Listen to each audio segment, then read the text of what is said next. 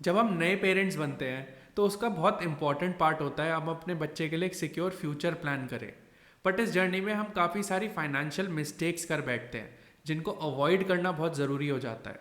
तो आज इस वीडियो में हम उन्हीं फाइनेंशियल मिस्टेक्स के बारे में बात करेंगे जो जनरली यंग पेरेंट्स कर बैठते हैं, एंड साथ ही साथ ये भी जानेंगे कि उन मिस्टेक्स को हम कैसे अवॉइड कर सकते हैं। तो चलिए स्टार्ट करते हैं।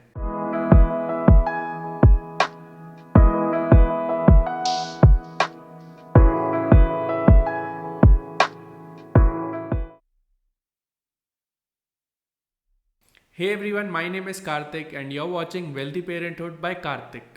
Mistake number 1, neglecting to budget for baby expenses.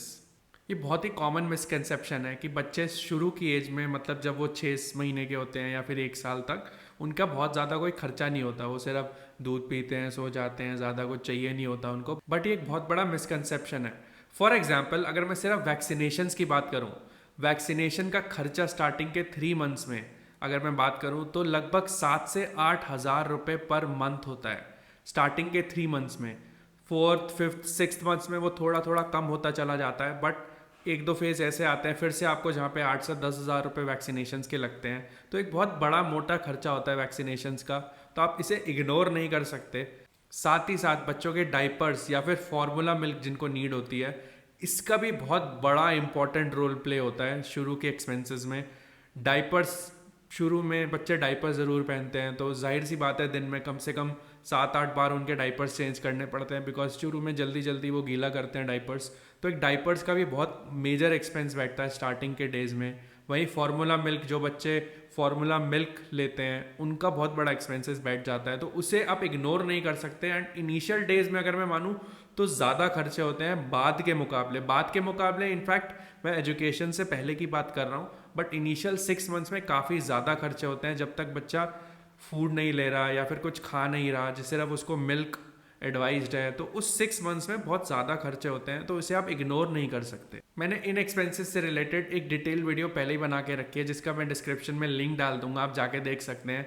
उसमें मैंने प्रॉपर्ली डिस्कस किया हुआ है कि बच्चों से रिलेटेड कौन कौन से एक्सपेंसेस होते हैं। फॉर एग्जाम्पल, डिलीवरी से लेकर, प्री डिलीवरी से लेकर पोस्ट डिलीवरी तक 18 मंथ्स जो भी बच्चों के सारे एक्सपेंसेस होते हैं, वो उनका पूरा मैंने एक डिटेल ब्रीफ दिया हुआ है, तो अब आप जाके देख सकते हैं। एंड आपको पता लगेगा vaccination, toys, health care cost, insurance, बच्चों की nannies, pram, strollers, diapers, formula milk, clothes, ये सारे जितने भी कॉस्ट है मैंने उस वीडियो में एक्सप्लेन करी हैं। एंड साथ ही साथ उस वीडियो में मैंने ये भी बताया है कि आप प्री डिलीवरी और पोस्ट डिलीवरी के जितने भी आपके एक्सपेंसेस ऐड हो रहे हैं उनको इंक्लूड करके आप एक अच्छा बजट कैसे बना सकते हैं, मंथली बजट।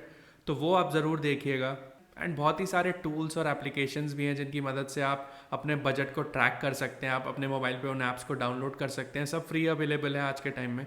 तो उन ऐप्स को भी आप डाउनलोड करके उनकी मदद ले सकते हैं। एंड साथ ही साथ इस मिसकंसेप्शन में मत रहिएगा कि बच्चे स्टार्टिंग की एज में उनका कोई ज़्यादा खर्चा नहीं होता।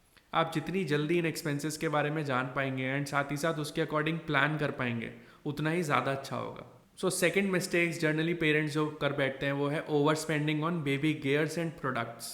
तो जब हम एक नए पेरेंट बनते हैं, यानी कि जब हमारा पहला बच्चा होता है, तो ऑब्वियस सी बात है हमें इतना एक्सपीरियंस नहीं होता कि हमें क्या चीज़ लेनी है, या फिर हमें सही से गाइडेंस नहीं मिल पाती।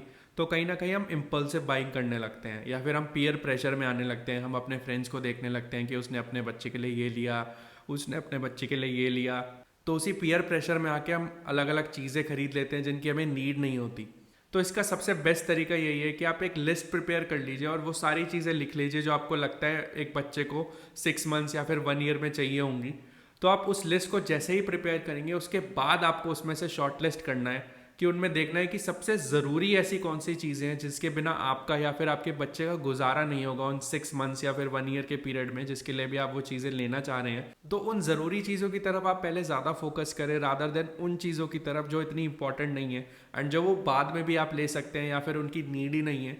तो ज़रूरी चीज़ें मैं समझता हूँ, जैसे फॉर एग्जांपल बेबी का स्ट्रॉलर हो गया, या फिर फीडिंग बॉटल्स हो गई, या फिर उसके कपड़े हो गए। कपड़ों में भी मैं रिकमेंड करूँगा कि आप थोड़े थोड़े करके ही खरीदें। बिकॉज स्टार्टिंग के 6 मंथ्स में बेबी जल्दी जल्दी ग्रो होता है, उसका साइज़ जल्दी जल्दी ग्रो होता है। तो अभी जो उसको 15 डेज या फिर 1 मंथ में कपड़े आ रहे हैं, हो सकता है वो सेकंड या थर्ड मंथ में ना आए, या फिर सेकंड या थर्ड मंथ में जो उसको कपड़े आ रहे हैं वो हो सकता है 5th या 6 मंथ्स में ना आए।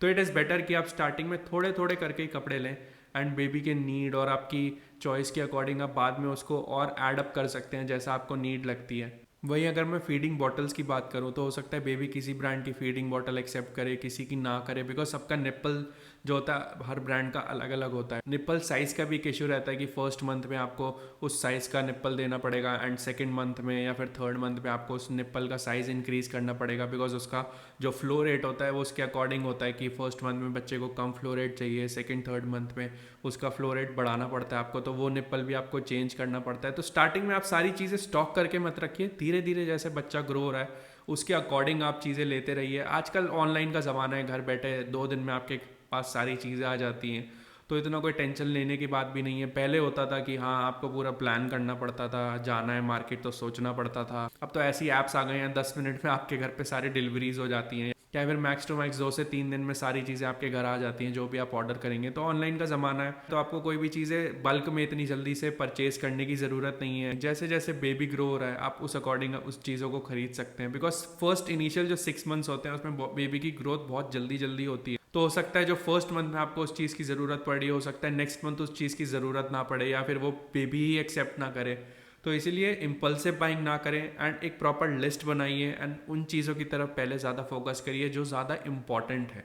तो मेरे अकॉर्डिंग ये सारी चीज़ें हैं जो आप स्टार्टिंग में खरीद सकते हो। फॉर एग्जांपल बेबी स्ट्रॉलर हो गया, आपको स्ट्रॉलर हर जगह 3 इयर्स तक वो काम आ जाएगा। आप ऐसा कोशिश करिएगा वो स्ट्रॉलर लें जो 3 इयर्स तक आपके काम आ जाए, एंड स्ट्रॉलर की अच्छी खासी आपको ज़रूरत पड़ सकती है। अगर आप ट्रैवल करना पसंद करते हैं तो आप स्ट्रॉलर अलग अलग लेके जा सकते हैं, बट कोशिश करिए वो लाइट वेट हो स्ट्रॉलर। और बहुत से पेरेंट्स ऐसे मिस्टेक कर बैठते हैं कि वो स्ट्रॉलर तो ले लेते हैं बट प्रॉपर रिसर्च नहीं करते, और वो लाइट वेट नहीं रहता तो उसे कैरी करना बहुत मुश्किल हो जाता है। तो मैं रिकमेंड यही करूँगा कि एक अच्छा लाइट वेट स्ट्रॉलर लें, ताकि वो ईजिली आप हर जगह जहाँ भी जाएँ बेबी के लिए आप कैरी कर सकें, बिकॉज बेबी का वेट भी जैसे जैसे बढ़ेगा तो आप स्ट्रॉलर में उसे घुमा सकते हैं, एंड आपके लिए बहुत कन्वीनियंट हो जाएगा। वही अगर मैं बात करूँ दूसरे नंबर पे, तो फीडिंग बॉटल्स भी बहुत काम आती हैं इनिशियल 6 मंथ्स में। डिपेंड करता है बेबी आपका कैसे फीड ले रहा है। तो अगर मैं थर्ड पॉइंट की बात करूँ तो वो है कार सीट। कार सीट मेरे अकॉर्डिंग बहुत ज़रूरी होता है, बिकॉज बेबी की सेफ्टी के लिए, बिकॉज आप जाहिर सी बात है आजकल सबके पास मोस्टली कार है ही, एंड बेबी भी आपके कार में वो ट्रैवल करेगा, तो कार सीट होना बहुत ज़रूरी हो जाता है बेबी की सेफ्टी के लिए। एंड मैं पर्सनली यही रिकमेंड करता हूँ कि आप एक अच्छी कार सीट में ज़रूर इन्वेस्ट करें। एंड फोर्थ पॉइंट पे अगर मैं आऊँ क्लोथ्स के बारे में, जैसा मैंने ऑब्वियसली बता ही दिया आपको कि आप इनिशियली बहुत ज़्यादा क्लोथ्स लेके मत रखिए, धीरे धीरे जैसे बेबी का साइज़ ग्रो हो रहा है उसके अकॉर्डिंग आप क्लोथ्स खरीदिए। एंड फिफ्थ नंबर पे टॉयज़। तो टॉयज़ भी आप एज स्पेसिफिक टॉयज़ ज़्यादा लें, एंड ये नहीं कि आप जो बच्चा आपका 6 महीने का है तो आप टॉयज़ ले रहे हैं 6 इयर्स वाले। सब टॉयज़ पे आजकल मार्क्ड होता है जो अच्छे ब्रांड्स के आते हैं कि ये एज किस एज के लिए, किस एज ग्रुप के लिए ये टॉय है। फॉर एग्जांपल 0 to 3 मंथ्स के अलग टॉयज़ आते हैं आजकल, 6 मंथ्स तक के बच्चों के लिए अलग आते हैं, 1+ ईयर्स के अलग आते हैं। तो एज स्पेसिफिक आप टॉयज़ लें तो ज़्यादा बेटर है। स्टार्टिंग में जाहिर सी बात है आपको बहुत ज़्यादा टॉयज़ नहीं लेने पड़ेंगे, बस जो बच्चों के थोड़े बहुत रैटल्स वगैरह आते हैं जिनमें नॉइजेज आती हैं अलग से, जिससे बच्चा थोड़ा उसका माइंड डाइवर्ट हो जाता है, जब वो रो रहा होता है तो वो चुप हो जाता है। तो एज स्पेसिफिक आप रैटल्स ले लें तो वो ज़्यादा बेनिफिशियल रहेगा। एंड स्टार्टिंग में आप देख लीजिए बच्चा आपका कैसा रिस्पॉन्ड कर रहा है उस टॉय की तरफ, बिकॉज हर बच्चे की अलग अलग बिहेवियर होता है। वो हो सकता है उस टॉय को पसंद ना करे या फिर उससे डरे। तो आप स्टार्टिंग में बहुत ज़्यादा इकट्ठे करके मत रखिए, आप देखिए पहले बच्चा कैसा रिस्पॉन्ड कर रहा है, उसके अकॉर्डिंग आप अपने टॉयज़ का सिलेक्शन कर सकते हैं। एंड बाकी बहुत सारी ऐसी चीज़ें हैं, जैसे फॉर एग्जांपल बहुत से लोग कैरी कॉट ले लेते हैं या फिर पालना ले लेते हैं, तो ये इंडिविजुअल टू इंडिविजुअल डिपेंड करता है। बट ये स्टार्टिंग की 5 चीज़ें जो मेरे को लगता है ज़रूरी आपको पड़ेंगी स्टार्टिंग में, जो टॉयज़ और गियर्स की अगर मैं बात करूँ तो ये स्टार्टिंग की 5 चीज़ें तो आपको लेनी ही पड़ेंगी स्टार्टिंग में, हर पेरेंट मोस्टली ज़रूरत पड़ ही जाती है। सो थर्ड ऐसी मिस्टेक जो यंग पेरेंट्स जनरली कर बैठते हैं is spending more than they can afford. तो जैसा अभी मैंने लास्ट पॉइंट में बताया कि लोग इम्पल्सिव बाइंग कर बैठते हैं एंड स्टार्टिंग में ऐसी ऐसी चीज़ें लेके रख लेते हैं जिनको उनकी नीड भी नहीं होती, just because of peer pressure. And young parents credit card के थ्रू ऐसी चीज़ें खरीद लेते हैं जो वो अफोर्ड भी नहीं कर पाते। उन्हें लगता है क्रेडिट कार्ड से हम खरीद लेते हैं एंड बाद में रीपे कर देंगे, but it is a vicious cycle.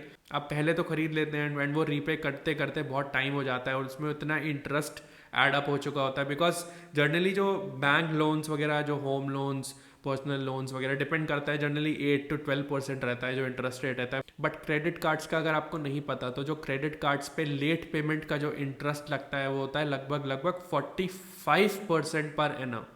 Yes, 45% per annum. This is almost 5 times than the regular interest rates. तो इसलिए मैं बोलता हूँ कि क्रेडिट कार्ड्स पे आप वही चीज़ें खरीदिए जो आप अफोर्ड कर सकते हैं, और आपको पता है आप बिफोर ड्यू डेट या फिर ड्यू डेट तक एटलीस्ट उसे पे ऑफ कर देंगे। तो मैं ये रिकमेंड करूँगा कि आप स्टार्टिंग में उन चीज़ों को ना खरीदें जो आप अफोर्ड ना कर सकें, चाहे वो क्रेडिट कार्ड के थ्रू आप लेना चाहें या फिर लोन के थ्रू लेना चाहें। तो जिन चीज़ों को आप अफोर्ड नहीं कर सकते, उससे बेटर है आप उस चीज़ को थोड़ा डिले कर दें जब तक आपके उसके पैसे इकट्ठे ना हो जाएं, या फिर उसी चीज़ से मिलती जुलती या फिर उससे थोड़ी कम अच्छी चीज़ ले लें अगर आपको उसकी इतनी ज़्यादा अर्जेंट नीड है। आप ऐसा ज़रूर कर सकते हैं कि आपको लगता है कि अगर आपकी हर मंथ एक फिक्स सैलरी आ रही है और आपको मान लीजिए कोई चीज़ लेनी है 20,000 रुपये की, और आपको लगता है कि हाँ हर मंथ में लगभग 3-4 हज़ार रुपये मैनेज कर सकता हूँ ईजिली, 20,000 एकदम से नहीं कर सकता, तो आप नो कॉस्ट ईएमआई पे, जैसे क्रेडिट कार्ड्स पे आजकल हम देखते हैं नो कॉस्ट ईएमआई के ऑफर्स बहुत सारे आते हैं, तो नो कॉस्ट ईएमआई पे आप वो चीज़ खरीद सकते हैं ताकि आपको एक्स्ट्रा इंटरेस्ट भी ना देना पड़े और 3-4 हज़ार रुपये हर महीने आप देके अपना वो चीज़ खरीद भी सके पहले, और आपको वो डिले भी ना करना पड़े। तो this is more of a wise decision कि आप नो कॉस्ट ईएमआई पे वो चीज़ खरीद ले, रादर देन आप स्टार्टिंग में ही वो 20,000 रुपये दे दें एंड हर महीने आप 3-4 हज़ार ही देते रहें, और उस पर बाकी बैलेंस अमाउंट पे इतना ज़्यादा 45% पर एनम जो मैंने आपको इंटरेस्ट रेट बताया क्रेडिट कार्ड्स पे, अगर आपको पेमेंट लेट करेंगे तो वो इंटरेस्ट इतना ज़्यादा ऐड अप हो जाएगा। तो इट इज़ बेटर कि आप नो कॉस्ट ईएमआई पे ये चीज़ें खरीद लें अगर आपको लगता है कि आपकी मंथली एक फिक्स सैलरी है और आप फिक्स्ड एक अमाउंट हर महीने दे सकते हैं विदाउट डिले। तो ये ज़्यादा वाइज डिसीजन है। तो आप ऐसे वाइज डिसीजंस लीजिए और आप उतना ही स्पेंड करें जितना आप अफोर्ड कर सकते हैं। सो फोर्थ मिस्टेक जो जनरली यंग पेरेंट्स कर बैठते हैं is that they fail to plan for their child's future needs. तो यंग पेरेंट्स जनरली ये गलती कर बैठते हैं और वो लॉन्ग टर्म प्लानिंग के बारे में जल्दी नहीं सोचते एंड वो डिले कर देते हैं लॉन्ग टर्म प्लानिंग। उन्हें लगता है कि बच्चा जब 4-5 साल या 6-7 साल 8 साल का हो जाएगा तब अब उसके कॉलेज एक्सपेंसेस या फिर उसके मैरिज एक्सपेंसेस उनकी तरफ ध्यान देंगे। बट एक वाइज डिसीजन यही है कि बेबी जैसे ही बॉर्न होता है उस दिन से ही आप उसके फ्यूचर की प्लानिंग स्टार्ट कर दे तो ज़्यादा बेटर रहेगा। मैं ये नहीं कह रहा उसी दिन से करिए, बट हाँ इनिशियल 6 मंथ्स या फिर 1 ईयर्स में ही आप स्टार्ट कर दें तो ज़्यादा बेटर रहेगा। बिकॉज आप जितनी ज़्यादा जल्दी इन्वेस्ट करेंगे उतना ही ज़्यादा आपको आपके इन्वेस्टमेंट पे रिटर्न मिलेगा। This is because of the power of compounding. And इस पावर ऑफ कंपाउंडिंग के ऊपर भी मैंने एक वीडियो बनाई हुई है, उसका भी लिंक मैं नीचे डिस्क्रिप्शन में डाल दूंगा, आप जाके देख सकते हैं, समझ सकते हैं कि आप जितनी जल्दी इन्वेस्ट करेंगे उतना ही ज़्यादा अच्छा है आपके लिए। तो आप स्टार्टिंग से ही कुछ स्पेसिफिक गोल सेट कर सकते हैं। फॉर एग्जाम्पल आपके बच्चों की मैरिज हो गई या फिर उनकी एजुकेशन हो गई। एजुकेशन का आप मान के चलिए अगर आज के टाइम में किसी कॉलेज आपके ग्रेजुएशन में लगभग 15-20 लाख रुपए लग रहे हैं, तो आज से 20 साल बाद यही 15-20 लाख रुपए due to the power of inflation यही 15-20 लाख रुपए हो सकता है 40-50 या फिर इवन 60 लाख तक लगे, जस्ट बिकॉज इन्फ्लेशन की वजह से। अभी आपको लग रहा होगा कि आपके पास इतने रुपए हैं और आपने वो इन्वेस्ट नहीं करे, तो वो इन्फ्लेशन की वजह से उन रुपीज़ की वैल्यू तो घटेगी, साथ ही साथ आगे जाके उन 15-20 लाख की कोई वैल्यू ही नहीं रह जाएगी और आपको 50-60 लाख देने पड़ेंगे जो अभी आप 15-20 लाख दे रहे हो एक ग्रेजुएशन के कोर्स के लिए। तो एक स्टार्टिंग में इन्वेस्टमेंट करना बहुत ज़रूरी हो जाता है। एंड स्टार्टिंग में आप कम अमाउंट से इन्वेस्ट करिए, आप लॉन्ग टर्म में देखिए वो कम अमाउंट इतना ज़्यादा ग्रो हो जाएगा कि आपकी 50-60 लैक्स क्या उससे ज़्यादा भी आपको इनकम और रिटर्न्स जनरेट करके देगा। वहीं अगर हम हेल्थ केयर की कॉस्ट की बात करें तो हेल्थ केयर के लिए मैं यही रिकमेंड करूंगा कि आप हेल्थ इंश्योरेंस लेके रखें as early as possible.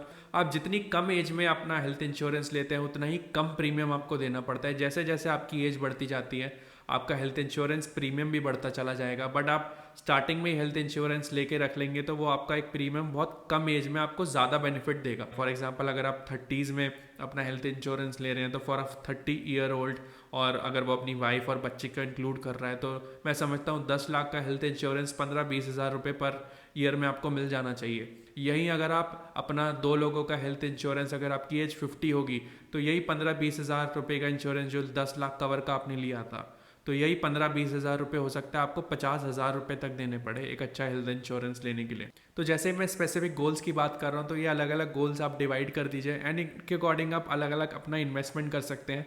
And मेरा रिकमेंडेशन यही रहेगा, आप डे वन से, जैसे ही आपका बेबी बॉर्न हो उस दिन से ही आप एक उसके लिए SIP स्टार्ट कर दीजिए, एक अच्छे म्यूचुअल फंड में। भले आप 5,000 रुपये पर मंथ के कर रहे हैं SIP, बट वो स्टार्ट ज़रूर करिए। बिकॉज आप देखिए, हमें अब लगता है कि हमारे अगर फादर ने या फिर दादाजी ने उस समय उस स्टॉक में इन्वेस्ट किया होता या फिर उस समय इन्वेस्टमेंट स्टार्ट करी होती, तो आज 25 साल बाद या 30 साल बाद कितना बड़ा अमाउंट हो गया होता। तो आपके पास वो मौका है जो आप सोचते थे आपके पेरेंट्स ने या फिर आपके ग्रैंड पेरेंट्स ने उस समय इन्वेस्टमेंट स्टार्ट करी होती, तो आप आज इन्वेस्टमेंट अपनी स्टार्ट कर सकते हैं अपने बच्चे के लिए, ताकि आज से 15, 20, 25 साल बाद, 30 साल बाद उससे उस इन्वेस्टमेंट की अच्छी रिटर्न मिल सके और आप टेंशन फ्री जी सके। सो इस वीडियो की लास्ट एंड फिफ्थ मिस्टेक जो यंग पेरेंट्स जनरली कर बैठते हैं is that not saying no to the kids. हम यंग पेरेंट्स बहुत ओवर इमोशनल होते हैं और हमें लगता है हम बच्चे की हर ज़रूरत पूरा कर दें। हमसे वो बच्चा जो भी मांग रहा है हम उसकी हर डिमांड पूरा कर रहे हैं, रिस्पेक्टिव कि उसे उसकी चीज़ की ज़रूरत है भी या नहीं। तो इनिशियल ईयर्स में ही आपको अपने अंदर ये नो बोलने की आदत डालनी पड़ेगी, ताकि आगे जाके आपके बच्चों को ये अंडरस्टैंडिंग आए कि उनको किस चीज़ के लिए ज़िद करना चाहिए या फिर कौन सी चीज़ उनके लिए इंपॉर्टेंट नहीं है। एक पेरेंट बनने की जर्नी ना सबके लिए अलग अलग होती है। कोई फाइनेंशियली बहुत साउंड होता है, कोई नहीं होता। कोई फाइनेंशियली साउंड होने के बावजूद भी स्टार्टिंग में ही सही डिसीजंस नहीं ले पाता या फिर जल्दी इन्वेस्ट करना स्टार्ट नहीं कर पाता, जिसकी वजह से फ्यूचर में उसके बच्चों को सफ़र करना पड़ता है। अगर आप चाहते हैं कि आपके बच्चे का फ्यूचर सफ़र ना करे और सिक्योर्ड रहे और आप टेंशन फ्री रह सके, तो आज ही से इन स्ट्रैटेजीज़ को अप्लाई करिए एंड इन मिस्टेक्स को अवॉइड करिए, so that you can enjoy your parenthood days ahead.